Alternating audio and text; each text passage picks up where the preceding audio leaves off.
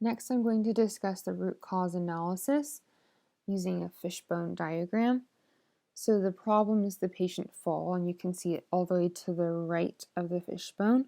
And then I'll go through each of these different categories. So the people involved include nurses.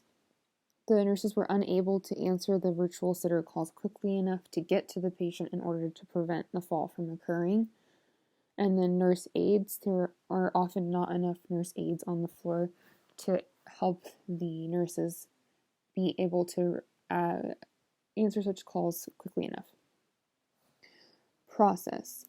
The processes that may have led to this situation include fall risk assessment, determining how high of a fall risk the patient actually is, and then the methods of determining if a patient needs a virtual sitter or an in-person sitter.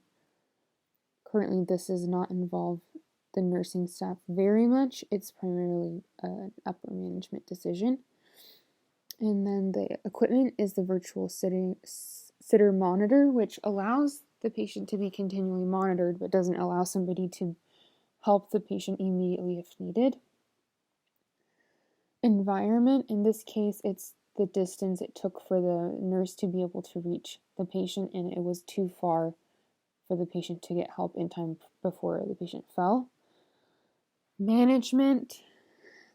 The management determines who qualifies for a sitter.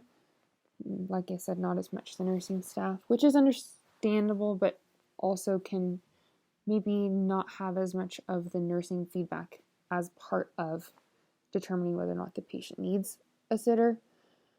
And then the management is also responsible for monitoring the costs of in-person sitters and the cost for the hospital, what's being spent. And then regulation, there are financial restraints.